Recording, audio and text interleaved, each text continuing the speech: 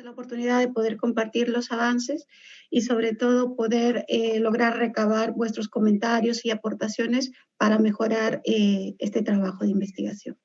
Como lo ha señalado, el objetivo de este trabajo es analizar la interrelación existente entre la corrupción y el capital social. El caso empírico desarrollamos mediante un análisis multivariable y un modelo de regresión ordinal.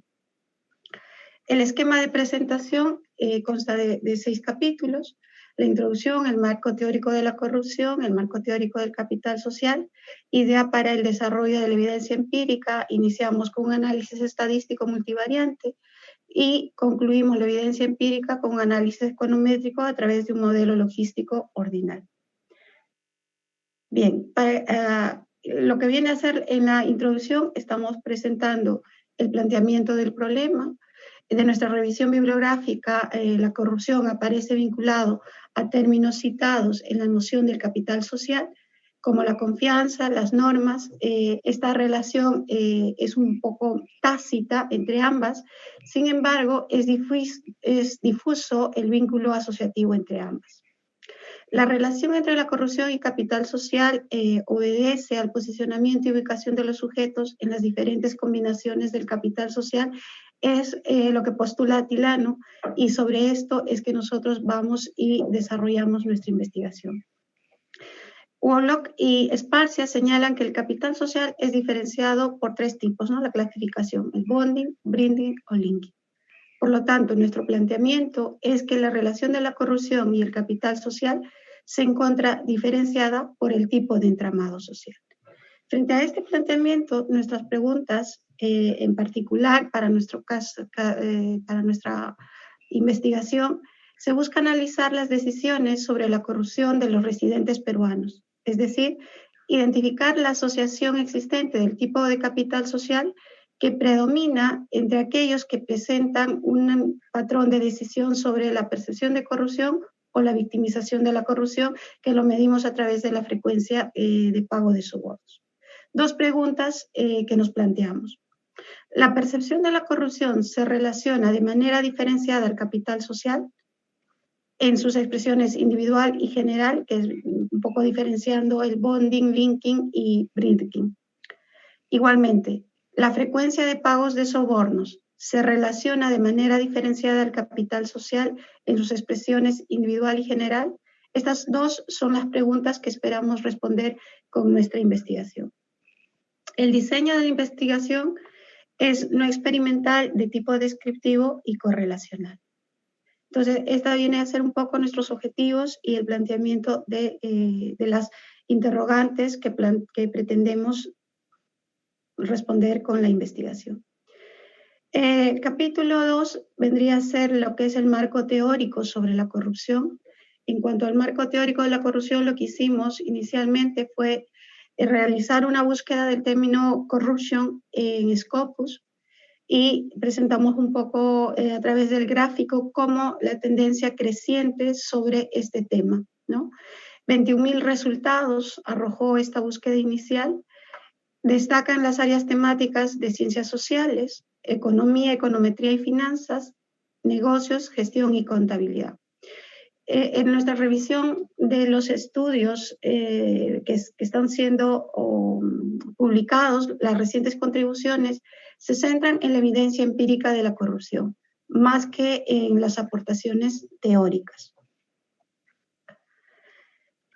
En este cuadro hemos intentado resumir la amplia bibliografía. Es muy densa la bibliografía sobre la búsqueda del concepto de la corrupción. El concepto de la corrupción podríamos diferenciarlas por los enfoques diversos que han tenido y una evolución en la construcción del concepto de la corrupción. Inicialmente la corrupción se asociaba al entorno público, pero los aportes recientes señalan que va más allá de solo la gestión o del sector público, ¿no? Entonces, inicialmente el enfoque que predominaba de la corrupción era un enfoque económico, que se planteaba la corrupción como una desviación voluntaria de los funcionarios públicos a sus deberes formales, debido a las ganancias de riqueza o estatus en lo privado. Este enfoque de aplicación racional de la ley, una teoría que debe mucho al trabajo pionero del comportamiento, del estudio del comportamiento criminal, que es ampliamente difundido de Becker, ¿no? Este enfoque trabaja a través de un modelo de búsqueda de rentas. Luego tenemos el enfoque político, que plantea que la corrupción es un problema de política de gestión. También este enfoque se aborda a través del modelo de búsqueda de rentas. Posterior, los aportes, un aporte que es bastante difundido en la literatura sobre el concepto y sobre lo que viene a ser la corrupción, es los trabajos de Mauro, ¿no? Y donde se plantea el enfoque o el concepto de la corrupción como un fenómeno que existe desde la gestión pública, ¿no? Y el análisis está bien a través de un modelo agente principal. Las recientes aportaciones van con un enfoque de la corrupción y el concepto de la corrupción desde lo social e institucional. Que la corrupción no es un atributo de acciones específicas, no es un delito en específico, sino es sistémica. Es un enfoque estructural con un doble carácter, tanto individual y social. La corrupción como un abanico de estructuras institucionales que pueden generar incentivos para los sobornos y actuaciones en beneficio propio. Es decir, la corrupción presenta una diversidad de caras y no es una forma innata de comportamiento, sino viene a ser el resultado de las relaciones dinámicas de múltiples actores.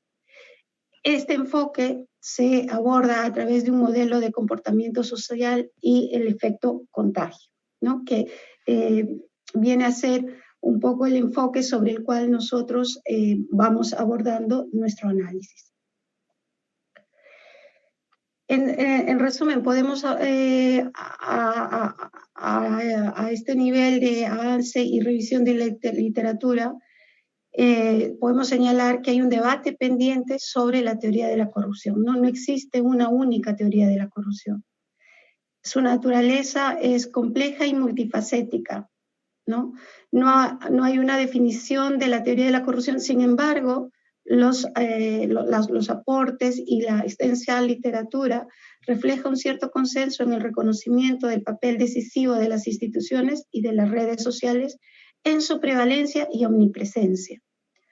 Así, podemos señalar que su naturaleza va a depender no solo de cómo se organiza el gobierno, no está solo o no se da solo en el ámbito público, sino también cómo se establece el poder y el relacionamiento de los actores privados en sus construcciones sociales, y que no es un fenómeno, por lo tanto, exclusivo del sector público. En cuanto a la medición de la corrupción, también por la complejidad, por la naturaleza de la corrupción, no existe una forma única de medición, ¿no? ¿Por qué? Porque no existe un registro oficial de la corrupción. Por lo tanto, los métodos de medición son directos a través de las denuncias o indirectos a través de las encuestas. En este cuadro resumo la clasificación de los índices más difundidos, más conocidos, los cuales han sido clasificados como índices de primera y segunda generación. En los índices de primera generación están las encuestas de percepción a expertos. Aquí se encuentra el índice ampliamente difundido, que es el índice de percepción de corrupción, que es elaborado por la ONG Transparencia, que es a nivel mundial el que tomamos como referencia para poder comparar o distinguir los niveles de corrupción en países. El otro índice, llamado los índices de segunda generación, son los llamados los índices de incidencia o experiencia, que vienen a ser resultados de las encuestas populares. En estos tenemos, por ejemplo, el índice de barómetro global de la corrupción y en los índices del Banco Mundial, o también el Latinbarómetro, que trabaja sobre estas encuestas a nivel de Latinoamérica. Por lo tanto, la medición de la corrupción no hay una medición única, se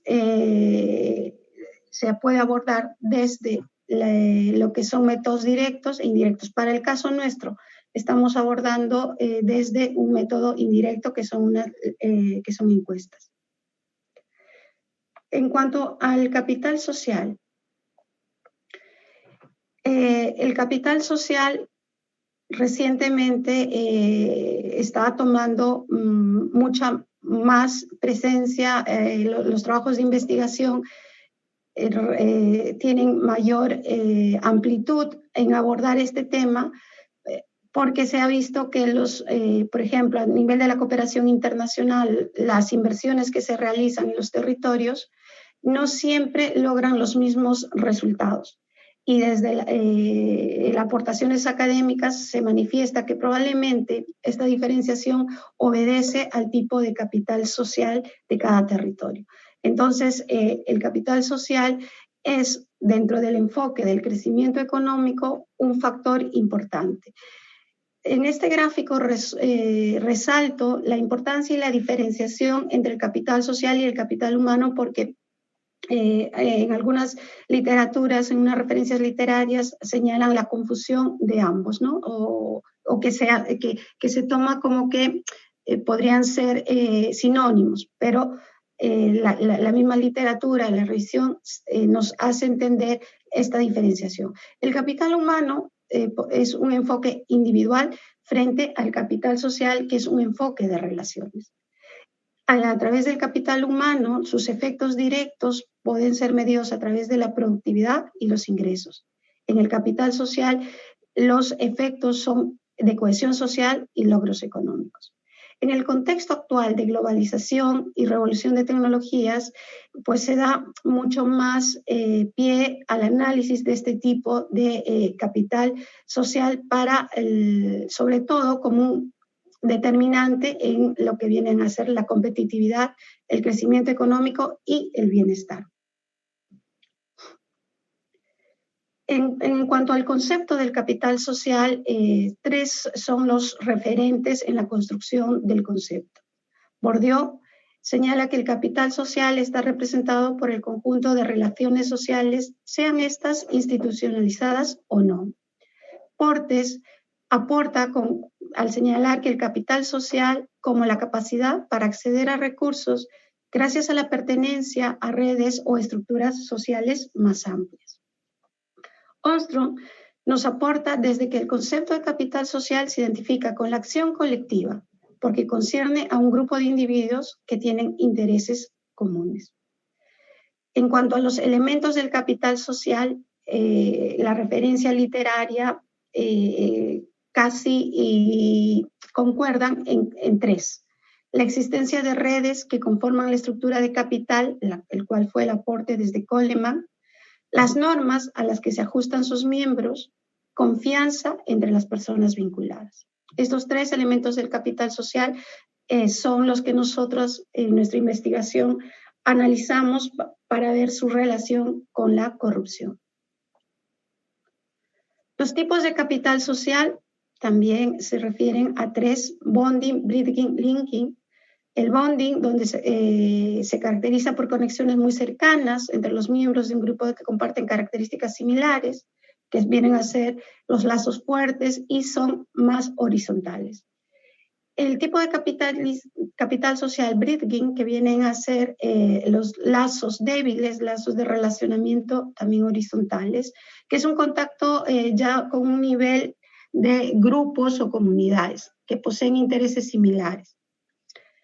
Linking, este tipo de relacionamiento, este tipo de capital social, viene a ser una relación menos cercana, que se podría estar referida del grupo colectivo hacia los gobiernos locales o hacia los estamentos de los gobiernos en general.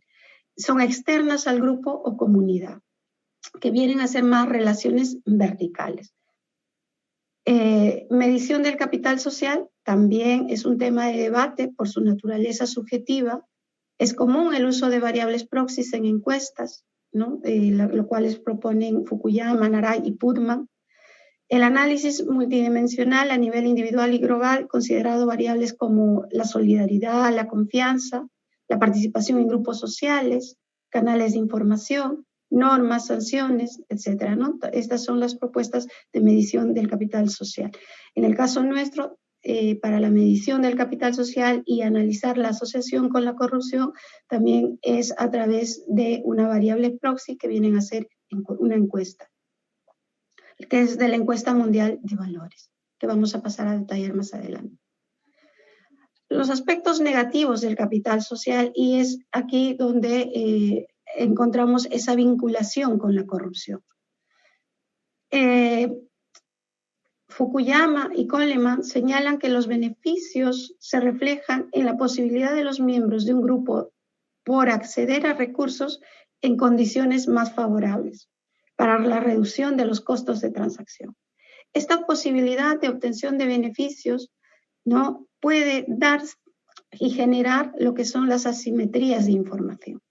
Desde un modelo agente principal que habíamos expuesto como un enfoque de análisis desde la corrupción, podríamos abordar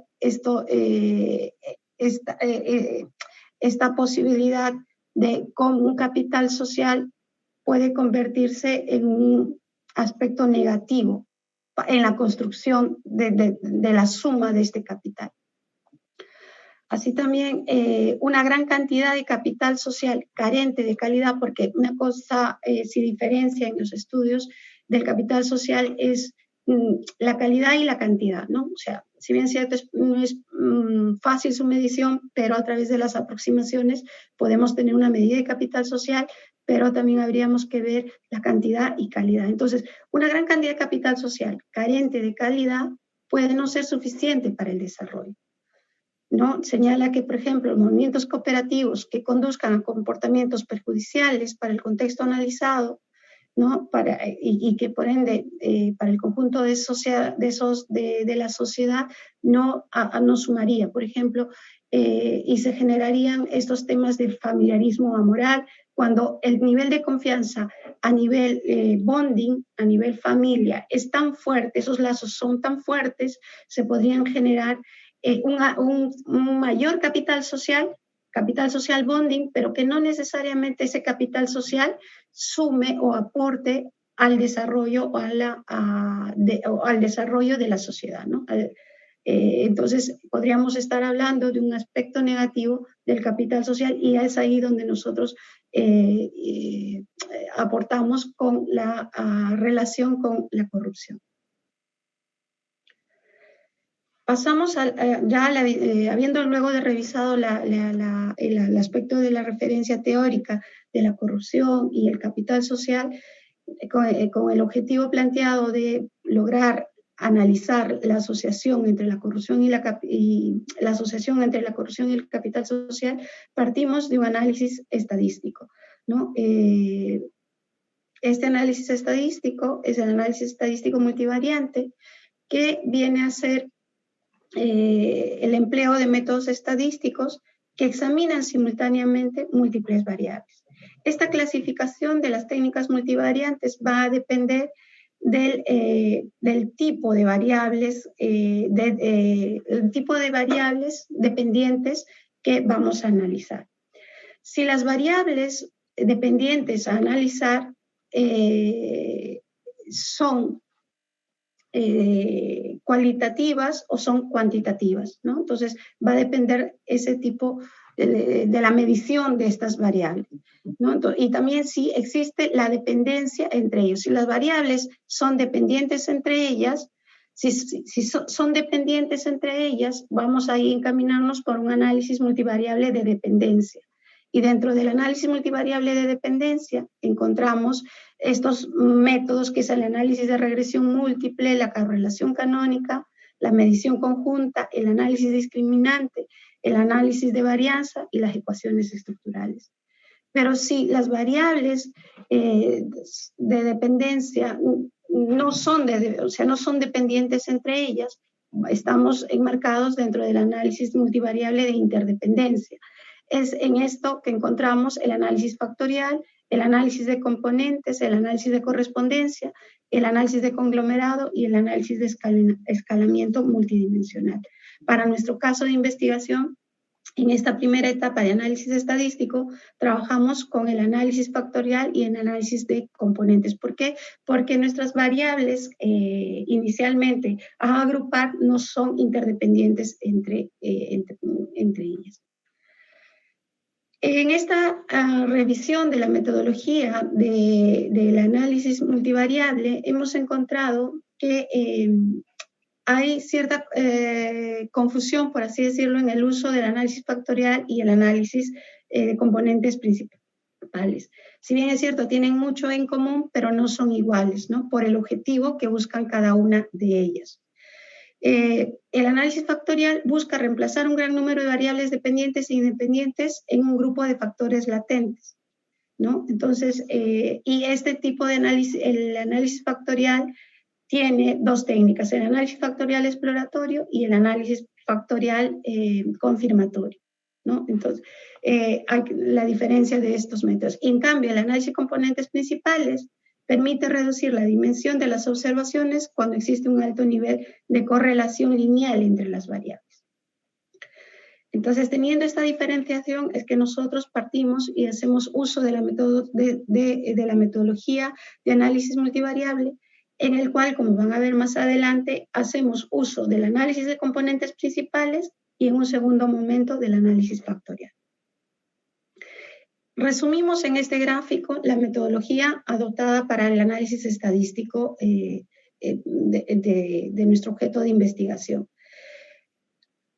Por la naturaleza de nuestras variables, las cuales son variables cualitativas y ordinales, es que nosotros hemos requerido de el análisis, incorporar el escalamiento óptimo y el análisis Kafka.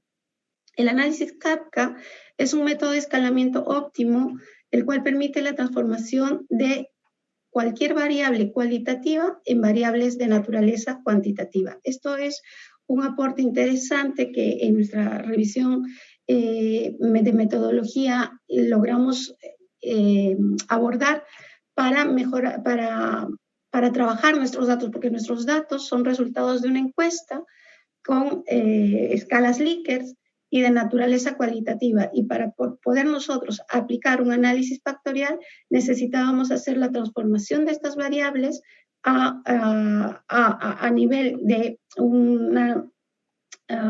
factores para poder luego ampliar en nuestro análisis de regresión econométrica.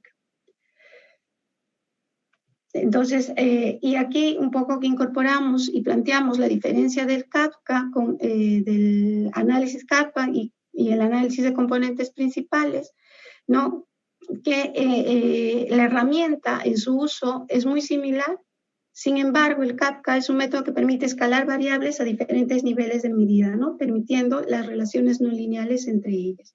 Entonces, con esto hemos podido en un primer momento transformar nuestras variables de escala Likert en factores y luego aplicar el análisis factorial para finalmente obtener un índice sintético de cada una de las dimensiones que es motivo de nuestro análisis.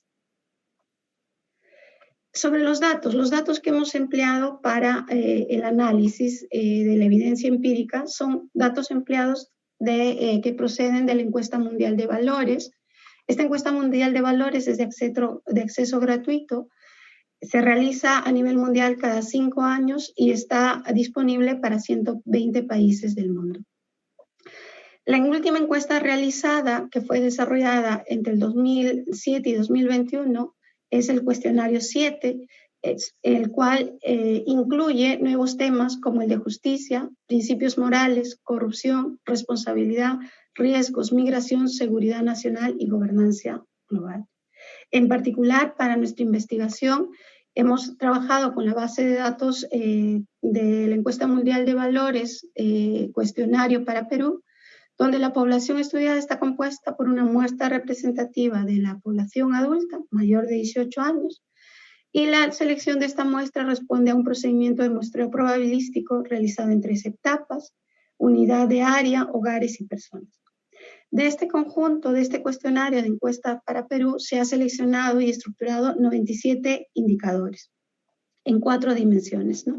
Para la dimensión corrupción, 8 indicadores, para la dimensión confianza, para la dimensión redes, normas y para explorar también para lo que es el bienestar subjetivo. Siendo el conjunto de variables de esta encuesta de naturaleza cualitativa, categórica y ordenada, ¿no? Y por el cual hacemos uso de la metodología de análisis estadístico multivariable con la metodología del Kafka y el análisis factorial. Los resultados. Aplicando esta metodología, hemos logrado, para el caso de la dimensión de corrupción, que son 8 variables de naturaleza categórica, ordinal, construir o reducir a 2 componentes, porque esta metodología lo que nos permite es reducir el conjunto de variables, ¿no?, a componentes y luego obtener valores factoriales. En el caso de la dimensión de corrupción, para el caso Perú, haciendo el análisis a través del método Kafka, reducimos las 8 variables en 2 componentes, ¿no? Y luego aplicamos el análisis factorial y obtenemos los pesos factoriales, el matriz de componentes con una rotación Varimax, y obtenemos los pesos factoriales. Aplicamos la prueba de Bartlett y KMO, nos dan un valor cercano a la unidad, por lo cual se ve que es posible poder lograr la reducción de estas variables en estos 2 componentes. También los valores, si podemos ver, son valores mayores a 0.4, según la literatura, que plantean valores mínimos de 0.4. Con estos resultados pudimos obtener unos valores promedio, valores medios, para hacer los gráficos de lo que vendría a ser el componente de corrupción institucional y el componente de victimización de la corrupción, ¿no? Entonces, con esta metodología pudimos reducir en el caso de la corrupción. Así, para el caso de la confianza, eran 25 variables, y aplicando la metodología de estadística de análisis multivariable con análisis Kafka y análisis factorial, podemos reducir las 25 variables en 5 componentes, ¿no?, que viene a ser la confianza institucional, la confianza de redes de apoyo, la confianza interpersonal, la confianza social y la confianza en la familia. Hacemos la prueba de Bartlett y KMO y obtenemos también un valor alto cercano a la unidad. Similar para nuestro análisis de la dimensión de redes sociales, que fueron 19 variables. Como resultado podemos lograr reducir en 5 componentes, ¿no? Entonces, estos componentes tenemos las redes virtuales, políticas, redes de apoyo, redes de información y redes de conglomerado iglesia. El valor también es cercano a la unidad en la prueba de Bartlett y KMO. Para el caso de la dimensión normas sociales, fueron 21 variables que analizamos y se logra reducir en 5 componentes, ¿no? Para el caso de compromiso político, compromiso cívico, compromiso participación, compromiso electoral y compromiso ciudadano. Finalmente, luego de haber logrado reducir las variables en los componentes señalados para cada dimensión, es que logramos obtener un indicador sintético por dimensión y también para el caso de la corrupción, ¿no? Aplicando la fórmula del indicador sintético, podemos obtener el índice de corrupción estandarizado, el índice de confianza, el índice de redes sociales, índice de normas sociales. Una aproximación a lo que sería la medición de los elementos del capital social para el caso de Perú. Obteniendo estos datos, estos resultados, habiendo logrado reducir las variables en los componentes, con esa información posterior realizamos el análisis econométrico. En el análisis econométrico lo que buscamos es lograr la asociación, si existe o no la asociación entre la corrupción y el capital social. Para este análisis econométrico, lo que nosotros, lo primero que vemos es cuál es nuestra variable dependiente, puesto que la variable dependiente, la variable respuesta o la variable analizar, me va a determinar el método de medición, ¿no? Ya lo señala Agresti, dice que la escala de medición de una variable determina los métodos estadísticos adecuados. En el caso de la regresión econométrica, La variable endógena puede ser tanto numérica como categórica. Si es numérica, podemos abordar desde una regresión lineal, que viene a ser la regresión lineal simple, o una regresión lineal múltiple. Si la variable endógena es categórica, pues nos vamos por una regresión logística. Y esta regresión logística puede ser binaria, multinomial u ordinal. Para el caso nuestro, que son nuestra variable dependiente, nuestra variable endógena, nuestra variable a analizar, que viene a ser la corrupción, medida desde la percepción de la corrupción y desde la victimización de la corrupción, que es una variable ordinal, categórica ordinal, pues trabajamos con la regresión logística. Y específicamente con la regresión logística ordinal, porque nuestra variable es categórica y lleva un orden, ¿no? Entonces, por lo cual, el método de análisis para nuestra regresión econométrica es una regresión logística y ordinal.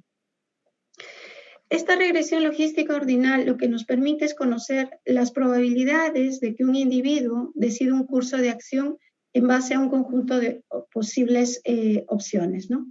Que vienen a ser sus preferencias o sus utilidades.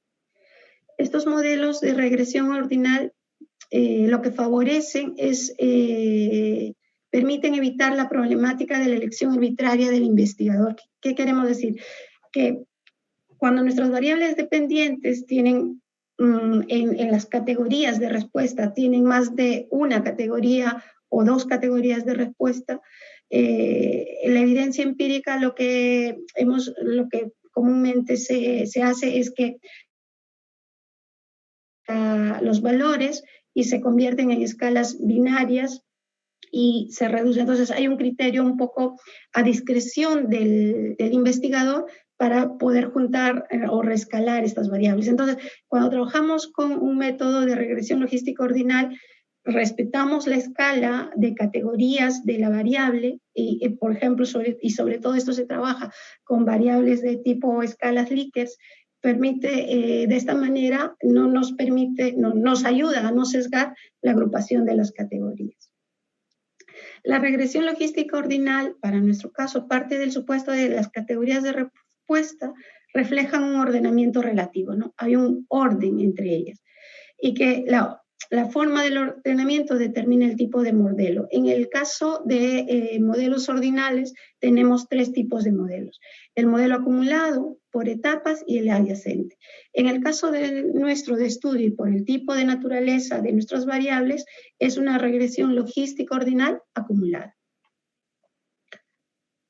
Bien, la regresión logística ordinal hace una importante suposición, ¿no?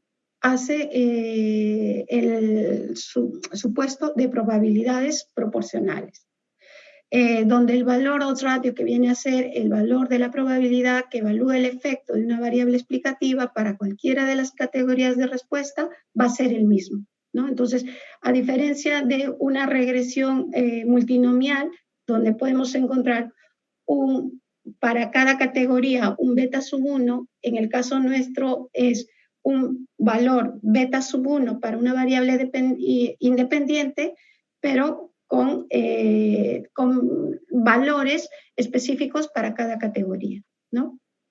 Entonces, en esta metodología, la estimación de los parámetros es a través del método de máxima verosimilitud, y la interpretación del modelo, de este tipo de modelos, descartan los coeficientes estandarizados. La interpretación no se hace con los betas, ¿no? Porque no se calcula el incremento o disminución unitaria en la variable de respuesta, sino este tipo de modelos, su interpretación es a través de un incremento o disminución de la probabilidad de que la variable dependiente alcance un valor determinado, ¿no? Esa es la principal diferencia en la interpretación al trabajar este tipo de modelos.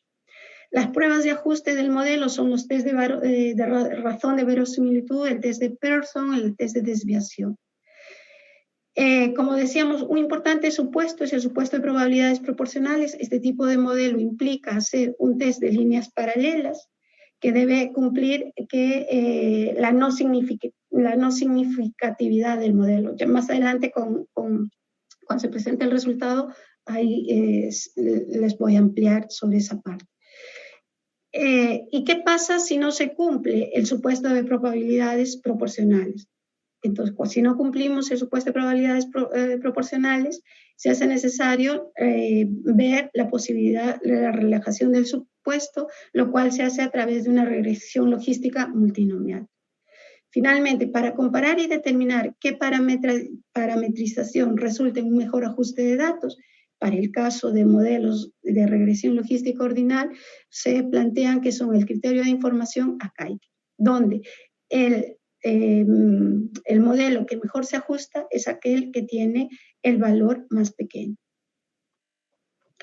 Bien, entonces, sobre los resultados, acá algunos resultados que hemos logrado tener sobre la relación de la percepción de la corrupción con el capital social medida desde la confianza, redes y normas.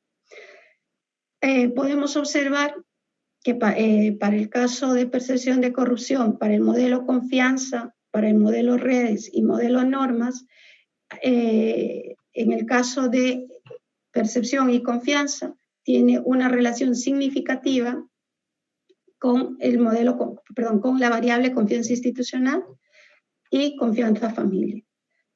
En el caso, cuando relacionamos y hacemos la asociación entre la percepción de la corrupción y las redes sociales, logra una relación inversa y significativa con redes políticas. Y para el caso de normas, una relación positiva y significativa con compromiso cívico, compromiso electoral y compromiso ciudadano. Esta variable, nuestra variable dependiente de percepción de corrupción, su escala de calificación o sus categorías de calificación eran nada, poco, algo y mucho. Pero el modelo nos arroja el resultado que se presenta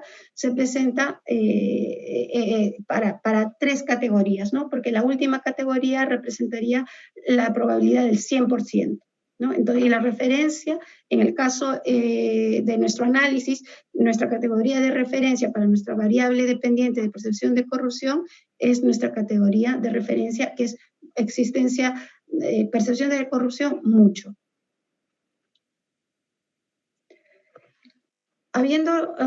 Posterior al análisis de estos modelos de confianza, redes y normas con la relación de la percepción de corrupción, luego hicimos un análisis conjunto, ¿no? Donde incorporamos estas tres dimensiones para ver su relación con la percepción de la corrupción, y también incluimos un análisis con la inclusión de variables socioeconómicas. Tenemos varios modelos analizados. Finalmente, este es el modelo que nos resulta significativo. Aplicamos la prueba de líneas paralelas, que es el test de líneas paralelas, y nos resulta un valor no significativo, por lo cual, siendo la hipótesis nula, que indica que los parámetros de ubicación, coeficientes de inclinación, son los mismos entre las categorías de respuesta. Por lo tanto, cumple la prueba de líneas paralelas y estaríamos frente a un modelo de regresión logística ordinal. También hacemos los test complementarios de bondad de ajuste. En este caso, presenta valores significativos, por lo cual los efectos de los predictores son los mismos en todos los niveles de la variable dependiente. Entonces, ¿qué quiere decir? ¿No? Confianza institucional, por ejemplo, aquí es significativa y tiene una relación inversa con las variable dependiente, que es la percepción de la corrupción, con los tres niveles de categoría. Entonces, este primer resultado lo que nos lleva es pasamos a hacer la interpretación y nuevamente estos son los valores de los interceptos, las betas, pero para la interpretación, como había manifestado inicialmente, lo que necesitamos son los valores de los odds ratio o los valores de las probabilidades, ¿no? Entonces, obtenemos del modelo que nos sale significativo, obtenemos los datos a través del modelo de regresión logística ordinal, obtenemos el dato, obtenemos los variables, el valor de los odds ratio y pasamos a hacer la interpretación. Por ejemplo, en el caso de la variable confianza, se ve que tiene una asociación de forma negativa y significativa con la corrupción país, Y el valor odds ratio lo que me permite inferir que por término medio una persona con manifestada confianza institucional presentará un 24% de menor probabilidad de manifestar mucha percepción de corrupción país sobre nula percepción de corrupción país, ¿no? Conservando el resto de variables constantes. Esta interpretación se hace en referencia por ser nuestra categoría de referencia, como había manifestado, la variable de mucha percepción. Ya casi, este sería el otro modelo que trabajamos. En este modelo, nuestra variable dependiente es frecuencia de soborno, ¿no? Que se mide la corrupción desde la frecuencia de soborno, que viene a ser también conocida como la victimización de la corrupción. Tiene 4 categorías de referencia que vienen a ser nunca, raramente, frecuentemente, siempre. Se hace similar análisis para ver la relación con la dimensión confianza, con la dimensión redes y con la dimensión normas. Y tiene una relación inversa y diferente con cada uno de estas variables, ¿no?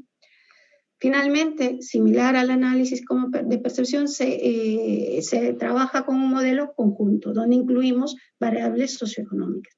Pero en este caso, a diferencia del modelo de percepción de la corrupción, nos sale el test de líneas paralelas no significativa.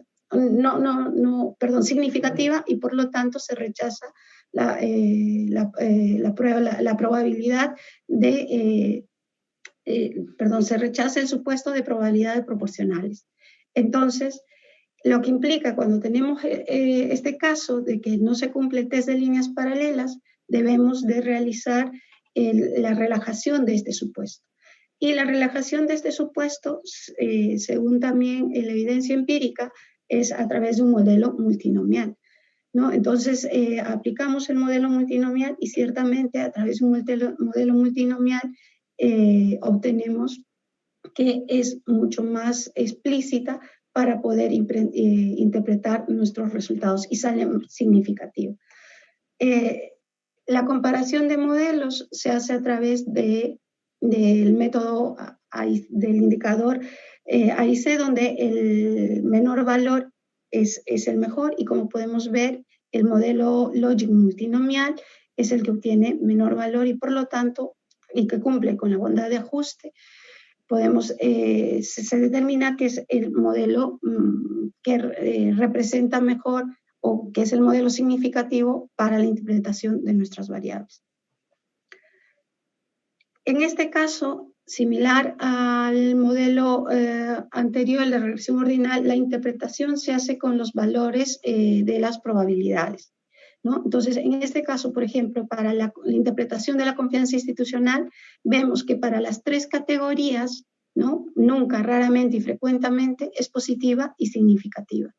Por lo tanto, los coeficientes Logis, vamos a ver que en el segundo y tercer punto de corte, con la relajación del supuesto de paralelismo, da lugar a una relación más débil con la mayor frecuencia de pago de sobornos y una relación más fuerte con el nivel de nula frecuencia de pago de sobornos.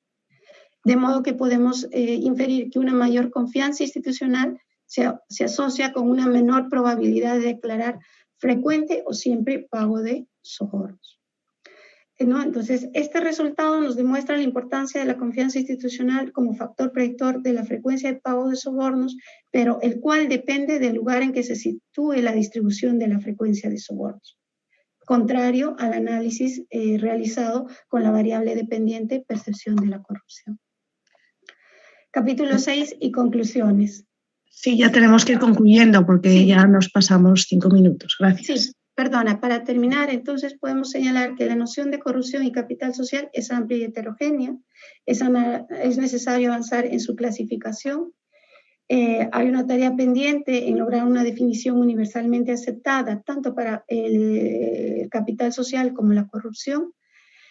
El resultado del análisis multivariante nos permite aproximar a una medida de capital social desde las 3 dimensiones, confianza, redes y normas, para los departamentos del Perú, así como también un índice sintético para la corrupción. Podemos inferir de los resultados presentados en el análisis multivariante que para el caso peruano, las formas de confianza, redes y normas se vinculan a redes individuales, ¿no? a los lazos bonding y breeding, que hace el conjunto de la sociedad, los lazos débiles, breeding y linking. Por tanto, los tipos de relación responden en mayor medida, en el caso del Perú, a un predominio de una identidad individual frente a manifestaciones colectivas, lo cual probablemente se puede reflejar en el nivel de cohesión de la sociedad. Y para el caso econométrico que hemos estudiado, podemos extraer la conclusión de que la asociación de la corrupción y capital social se encuentra diferenciada no solo por el tipo de entramado social, sino también por el tipo de corrupción. Por tanto, demostramos que la relación entre la percepción de la corrupción y el capital social a través de un modelo de regresión ordinal que cumple la prueba de líneas paralelas, la percepción de la corrupción país se asocia significativamente y de forma inversa al capital social tipo linking y breeding, y de forma positiva al capital social tipo bonding. Y en el caso del modelo o el caso de la variable o la medida de la corrupción desde la frecuencia de pago de sobornos, vemos que desde un modelo de regresión logística ordinal que relaja el supuesto de probabilidades proporcionales, obtenemos que se asocia significativamente y de forma directa al capital social tipo linking. Y bonding es la diferencia con la percepción de la corrupción. También encontramos una relación inversa con la relación breeding, pero que no salió significativa. Finalmente, podemos concluir que ratificamos la tesis de Atilano para el caso peruano, que Atilano señala que una mayor dotación de capital social, comprendido como la extensión de las redes sociales y normas generalistas que vienen a ser el capital tipo breeding y linking, se asocia a un mayor nivel de confianza generalizada y por ende a una menor corrupción. Por otra parte, de manera antagónica, los mayores niveles de capital social a niveles tipo bonding desarrollan normas favorables a la corrupción por la cercanía y confianza entre grupos, ¿no? Entonces, en nuestra evidencia empírica estaría ratificando este postulado, esta tesis que tiene planteada Atilano. Gracias. Gracias a ti, Jackie.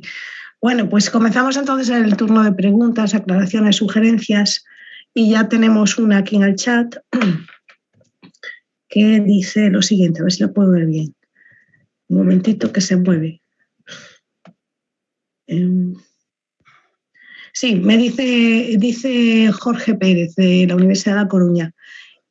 Encuentro el trabajo presentado por Jacqueline muy completo y bien argumentado. Me faltaría quizás ver el aspecto dinámico, por ejemplo, comparando los resultados obtenidos con la World Value Survey 7 y con sus oleadas anteriores para Perú y el comparativo con los países similares. Es decir, ver cómo el impacto posible de estos factores que tú has indicado, confianza, redes y normas, están evolucionando o no en el tiempo o son comparables o no con los otros aspectos internacionales. Pues me parece muy buena idea la que acaba de comentar este compañero.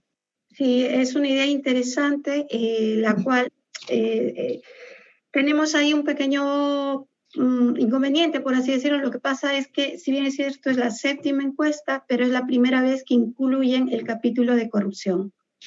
Ok, de acuerdo. Sí, eso es limitante entonces. No sé si alguien más tiene alguna otra duda, pregunta, sugerencia,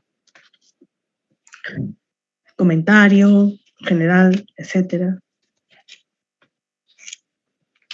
Bueno, si quieres te hago yo un comentario general, ¿vale? Por favor, porque me pareció muy interesante.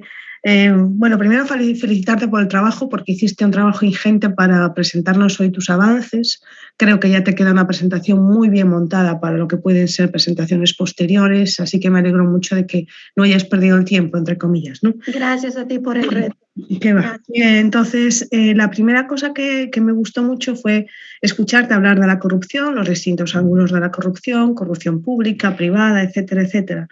Pero después, cuando presentamos el análisis, claro, no sabemos muy bien cómo entrelazar esos conceptos que nos inicias al principio con lo que después viene a posteriori, ¿vale? Entonces, no sé si de alguna forma tú misma en el texto, cuando tú hagas las otras presentaciones, la puedas articular un poquito mejor, porque ya no sabemos de qué tipo de corrupción exactamente estamos hablando, porque, bueno, pues no tenemos acceso a la pregunta exacta que se utilizó en el World Value Survey y nos queda así un poco difuso, ¿no? Después hay este concepto que me pareció súper interesante, que era la primera vez que yo lo oía en español, familiarizada con ello en inglés, pero no sabía cómo traducirlo, familiarismo moral, ¿vale? Y me pareció súper interesante. Claro, la pregunta es, bueno, ¿y cómo se mide el familiarismo moral en todo lo que nos cuentas o cómo relacionas con los indicadores, ¿no? Y a la vez, ¿no? Para darle integración, también me parece interesante cuando nos presentan las distintas formas de medir corrupción, los distintos indicadores más conocidos o menos conocidos a nivel internacional, contarnos a los ignorantes del tema, bueno, pues la caracterización un poco de dichos indicadores, si enfatizan más la corrupción pública, la privada, etcétera, para que tengas una línea argumental pues como más común, ¿no? Me pareció también súper interesante, yo creo que hiciste un buen trabajo descriptivo a la hora de explicarnos cómo te quedaste con 3 factores fundamentales, confianza, redes y normas. Pero lo que mi pregunta, siguiendo un poco la del compañero, es, bueno, ¿y esto cómo es considerado, por ejemplo, otros factores que... la pregunta que tengo para ti es si en el caso peruano tú tienes datos más desagregados que te permitan controlar por otros aspectos externos. Por ejemplo, el hecho de que vives en una ciudad con respecto a vives en una zona menos urbanizada, ¿no? O incluso para pues, tener todos estos indicativos que tú decías, ¿no? Que no solamente es importante la cantidad, sino también la calidad de las relaciones. Si tienes este tipo de datos o la posibilidad de extraer a través de otras fuentes de información, sean los censos, sea bueno, pues otra información estadística que exista en Perú, aparte de estas variables que nos contaste anteriormente muy bien en lo que es la revisión bibliográfica y demás, pero que después, lógicamente, pues no se han incluido en este modelo porque el modelo considera única y exclusivamente las variables extraídas de la World Value Survey. Entonces, mi sugerencia es, si sería posible, no lo sé, aumentar la base de datos que tú tienes ahora considerando aspectos geoespaciales, ¿no? Que determinen un poco esa cantidad y calidad de relaciones, por ejemplo, etcétera, ¿no? Después, si me permites, ya porque por desconocimiento absoluto, ¿no? Me parece que es, como ya se ha comentado, me parece que has hecho un trabajo muy completo, pero a mí lo que más me gustaría es ver cuando tú presentas tu trabajo, que creo que es novedoso, que nos contaras los aspectos más novedosos, por decirlo de alguna forma. Parece sensato esperar que existe una correlación, no sé si causación, pero una correlación por lo menos, entre el ámbito de capital social y la corrupción, la frecuencia de corrupción, ¿no? Pero sería muy bueno que nos contaras un poco, o en esa línea argumentativa, cuando tú comienzas a exponer, qué es realmente nuevo en tu trabajo, ¿sabes? Porque a lo mejor para los que no somos personas expertas en el tema, ni mucho menos, pues nos queda duda de cuál es tu aportación. What is new, ¿no? Pero ya te digo, eso es quizás la ignorancia mía, ¿no? Y después, entonces, what is new es algo que yo resaltaría y haría pues una mejor relación entre los conceptos que tú presentas teóricos en la revisión bibliográfica con los que después tú presentas en los análisis empíricos. Sería mi segunda contribución para darte. Y después, claro, hasta muy al final, yo no sabía cómo medías esto, déjame que lo tengo aquí apuntado, la victimización de la corrupción. Es un concepto que tú mencionas varias veces, pero hasta el último instante no nos dices cómo lo mides, la victimización. Y me quedé sorprendida porque, ¿qué es la frecuencia de soborno? Sí. Es que para mí victimización sería cuando haces relevante y haces, ¿cómo se dice?, obvio y haces como sancionable el hecho de corrupción. Entonces, no sé, quería ver si, por favor, solamente por mi ignorancia supina, nos pudieras contar un poco esto de victimización de corrupción, ¿cómo se mide? Porque, claro, el hecho de frecuencia de soborno, pues no me parece, ¿sabes? Como te digo, no me parece que esté muy relacionado frecuencia de soborno con victimización, entre comillas, victimización social de la corrupción. Es que no, me parece que no tiene mucho que ver. Si nos pudieras contar algo al respecto, te lo agradecería. Vale, María. Vale. Pero seguro que tampoco quiero ocupar todo el tiempo, hay más gente aquí, por favor, en el chat, así que adelante. Sí. A ver, muy rápido, gracias por tus aportaciones, están todas anotadas para poder mejorar y de pronto, ciertamente en la presentación no me supe hacer entender si la referencia literaria, la evidencia empírica aborda la victimización como medida de la victimización de la corrupción desde la frecuencia de pago de sobornos, ¿no? O sea, aquellas personas, se entiende que aquel que ha pagado un soborno ha sido víctima de la corrupción. Entonces, con ese entendido es que se aborda. Entonces, claro, nosotros medimos y ahí calza para responder la consulta de justamente los tipos de corrupción y cómo yo los estoy abordando. En este caso, estaría abordando dos tipos de corrupción. La percepción de la corrupción país, que estaría inserta desde el tipo de corrupción política, y desde el lado de la microcorrupción estaríamos al tipo de la microcorrupción, estaríamos trabajando desde la frecuencia de pago de sobornos. Entonces estaríamos aportando desde nuestro trabajo en la diferenciación de dos tipos de corrupción y cómo estos se relacionan de manera diferenciada al capital social. Y nuestro aporte, lo que estamos planteando es plantear propuestas de políticas públicas diferenciadas para abordar el tema de la corrupción. Muy bueno. Pues muy bien, pues Jorge indica también que le parece interesante este aporte de a lo mejor controlar por diferencias socioeconómicas o diferencias geográficas en Perú, por ser un país tan grande y tan diverso. Justo ello, si vemos en el modelo de percepción de corrupción, salió significativa la diferencia de nivel de ingresos, nivel educativo y zona de residencia. Entonces, ahí el resultado, por ejemplo, sale significativo que la percepción de la corrupción es menor en las zonas rurales.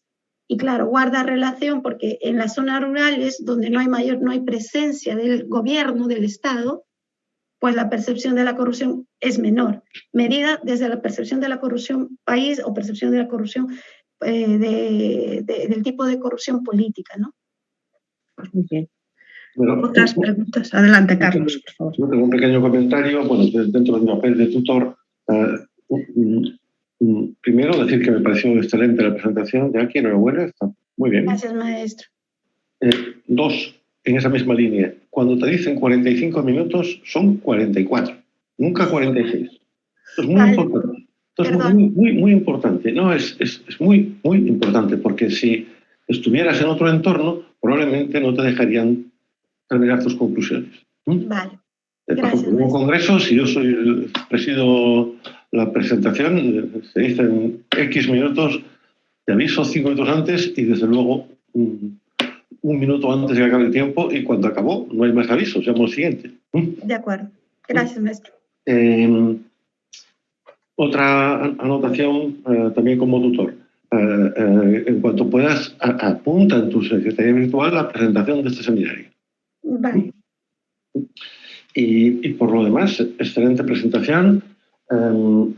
Creo que efectivamente estás haciendo una cosa muy extensa y siguiendo la línea que te indicaba María. Es muy bueno que selecciones un par de cosas o tres en donde respondas a la pregunta esa: ¿qué es nuevo?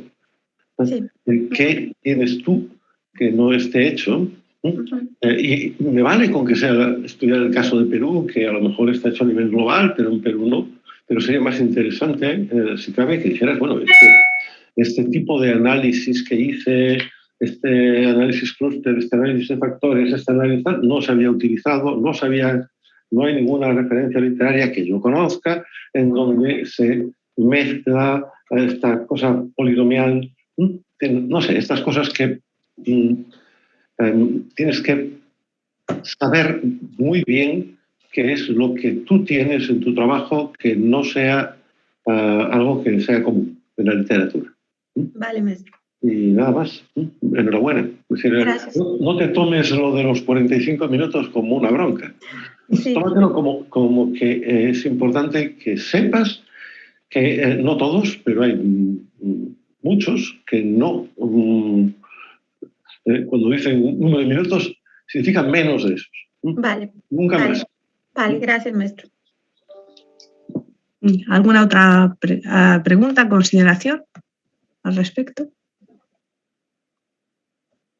Bueno, parece que non hai máis, entón. Bueno, pues quería darte las gracias, Jackie, por el trabajo presentado. Muchas felicidades. Good job. Así que sigue con fuerza, que definitivamente, como sigas así, claro que vas a defender este año sin problema alguno. Muchísimas gracias por haber compartido tu trabajo con nosotros, por contarnos qué estás haciendo. Tenemos un nuevo mensaje que me dice aquí abajo, pero no sé lo que es. Así que muchas gracias por haber asistido al seminario también. Entonces, nos vemos la semana que viene, pues con nuevos seminarios y nuevas actividades. Un placer tenerte, insisto. Gracias por tu flexibilidad y también animo a todos los estudiantes de doctorado que nos siguen, que se animen a presentar pues, sus avances, sus trabajos, etcétera, para crear un grupo de discusión, interacción y entre compañeros que creo que puede ser muy útil y muy bueno.